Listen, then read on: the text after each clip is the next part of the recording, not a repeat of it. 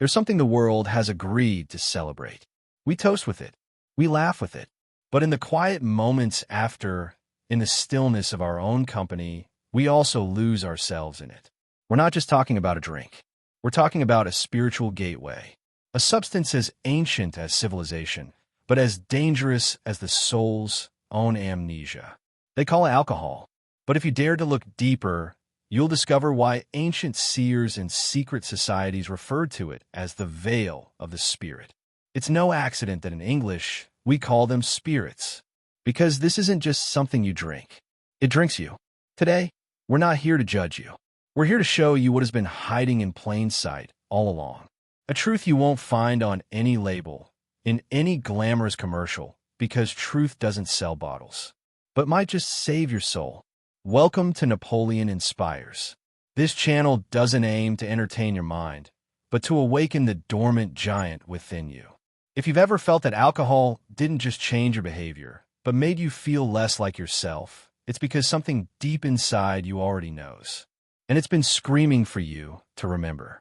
Everything that exists has a root, and when you trace a word back to its origin, you often find it whispers its true purpose. The word alcohol wasn't born in a festival, a bar, or a culture of celebration. It was born in the shadowy chambers of alchemy, in the mystical laboratories of the Middle Ages, where true sages weren't just trying to turn lead into gold. They were trying to transmute human consciousness itself. From the Arabic algol, meaning the spirit that devours, it referred to a dark, volatile powder alchemists used to separate the pure essence from a substance, to dissolve, to break apart. Now, ask yourself, what does alcohol do when you consume it? It separates. It disconnects your body from your mind, and your mind from your soul. It shatters your inner unity. The ancients knew it wasn't a mere beverage. It was a bridge to the dissolution of self, a liquid key that breaks the natural, sacred vibration of a human being. And here is the unsettling part. In true spiritual alchemy, any substance that shatters the holy balance between body, mind, and spirit was seen as the ultimate threat to enlightenment. Alcohol was not an ally. It was an energy disperser, a sophisticated trap designed to keep you numb, while making you believe you are free. Why has no one told you this? Because no one profits from your awakening. A human being in full sovereignty of their mind, connected to their purpose, radiating their power. That being cannot be manipulated, controlled, or sold to. It is infinitely more profitable to sell you the cage than to hand you the key. But today we take that power back. We unearth what was buried. This truth was echoed by the great Napoleon Hill, not in his famous Think and Grow Rich, but in the daring, esoteric work he penned after a profound, symbolic encounter, a dialogue he titled Outwitting the Devil. In this legendary conversation, Hill asks the embodiment of negativity, how do you control humanity? The answer comes cold and clear, through fear and through drifting. Drifting, that state where you no longer make conscious decisions, where you stop thinking for yourself and let the current of society, pleasure, and comfort carry you away. And one of the devil's favorite tools to induce this drift? Alcohol. Because when you drink, your inner sentinel falls asleep. And when that guardian is silent, you stop questioning. You stop choosing. You hand over your will. The devil doesn't need to attack you. He only needs you to stop paying attention, to silence the whisper of your soul. And he achieves that masterpiece every single time you murmur. Just one drink. Hill revealed the chilling law. The person who does not think is already condemned. Under the influence, you don't think, you react. You repeat old patterns. You forget your worth. And here is the most cunning trick of all. This force never forces you. It simply hands you the perfect, socially approved excuse. I've had a long day. I deserve this. It's just for tonight. Everyone is doing it. But in the deepest chamber of your heart, every time you drink without consciousness, a light inside you dims. Hill discovered that thoughts not directed by a clear, purposeful intention become available to forces that do have an intention for you. That is the playground of control, not with fire and brimstone, but with something far softer, forgetting disguised as pleasure. He doesn't need to possess you. He only needs you to stop possessing yourself. That's why he loves alcohol. It numbs the soul, and a sleeping soul is a soul without direction. A soul without direction is fertile ground for harvest. So, the next time you face that glass, remember, you are not just deciding on a drink. You're casting a vote for who is in command of your life. If you look back across the great spiritual traditions of the world, you'll find a warning, not of morality, but of vibrational integrity. A unified, urgent message. In Buddhism, the fifth precept is clear: abstain from intoxicants that cloud the mind. This isn't a punishment, it's a protection. A clouded mind cannot achieve awakening. In Islam, the Quran describes alcohol as a work of Satan that sows enmity, hatred, and distract from the remembrance of the divine. It is framed as a direct interference with your sacred connection. In Christianity, while wine has symbolic place, the abuse is starkly condemned. Ephesians 5 verse 18 warns, "Do not get drunk on wine, which leads to debauchery. Instead, be filled with the Spirit." The choice is presented clearly: artificial spirit or the Holy Spirit. In shamanic traditions, while sacred plants are used as deliberate portals to higher realms, alcohol is rarely a part of ceremony. Why? Because it doesn't open doors to light. It opens chaotic windows where low-vibration energies can slip in uninvited.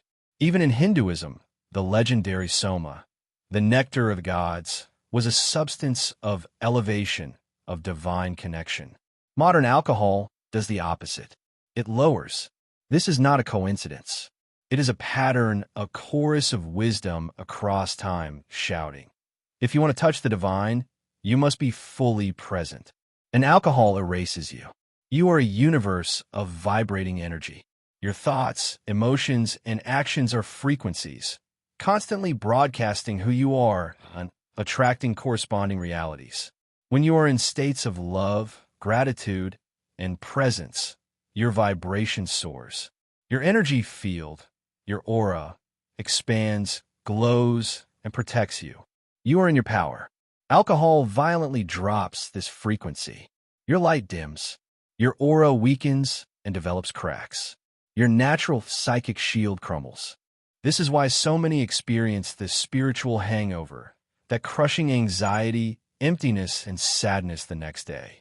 It's not just your body detoxing. It's your soul trying to reassemble itself. Your chakras, your energy centers, are under direct assault. Your third eye, intuition, clarity, becomes clouded. You lose your inner vision. Your solar plexus, willpower, self-esteem, is weakened. You become passive, reactive, a passenger in your own life. Your throat chakra, truth, authentic expression, gets distorted. This is why people say things they eternally regret, words that create karmic debts in an instant. Every drink deepens this fragmentation. It's not a release, it's a leak. You are slowly bleeding your vital energy, your prana, your life force. And the world has told you to normalize it, to call this disconnection socializing, to call this numbing fun. Since when is abandoning your own soul a reason to celebrate? This leads us to the territory few dare to discuss, but every ancient culture acknowledged: the realm of low-vibrational entities.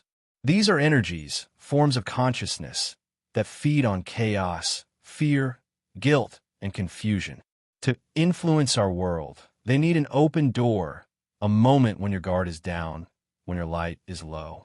Alcohol forces that door wide open.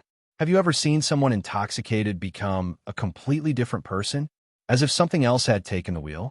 They speak with a voice that isn't theirs. They act contrary to their nature. And later, they feel a haunting emptiness, as if something took a piece of them. This isn't just metaphor. Many esoteric and shamanic traditions teach that entities can attach to the weakened, frayed aura of an intoxicated person. They feed on the dense, negative energy and prolong the disconnection. The person may eventually stop drinking, but they continue to struggle with depression, brain fog, and a loss of purpose because the attachment remains, feeding on their life force. The problem was never just the bottle. It was the doorway you unlocked. And this brings us to the final, inescapable law, karma. Karma is not punishment. It is spiritual cause and effect. It is the universe's perfect system of balance. Here is the profound danger. When you are under the influence, you do not stop creating karma. You only stop being aware that you are creating it. The hurtful words, the broken promises, the impulsive decisions, they all count. The universe registers every single one. You are signing energetic contracts in a state of amnesia, and you will be called upon to settle those debts. You may not remember what you did, but your soul does. And the cycle of repetitive lessons, painful relationships, and stuck patterns will continue until you bring conscious awareness to it. Karma is not erased by forgetfulness. It is dissolved only by awake, deliberate intention. But here is your power, your glorious hope. Nothing is permanent. Nothing is lost. At your core, behind the fog, is your higher self, your eternal, radiant essence. It has never left you. It has only been waiting, whispering, hoping you would choose to come home. The path back is built not with grand, punishing gestures, but with a series of small, sovereign choices. Every time you choose clarity over numbness, you say to your soul, I see you. Every time you face your pain with a deep breath instead of a drink, you say, I honor you. Every time you protect your energy, your peace, your sacred space, you say, I am home. You begin to restore your aura. You reclaim your chakras. You reactivate your inner guidance system. The light that was always there grows brighter than ever before. It starts with one word, whispered from the deepest part of your being. Enough. Enough of forgetting who you are. Enough of trading your power for a moment of false comfort. Enough of betraying your own light. You were not born to numb yourself. You were not born to drift. You were born to awaken, to vibrate at the frequency of your destiny, to remember your power and to rise. Alcohol is not your enemy. Disconnection is. And now that you know what truly happens, you can no longer pretend you don't. This message found you for a reason.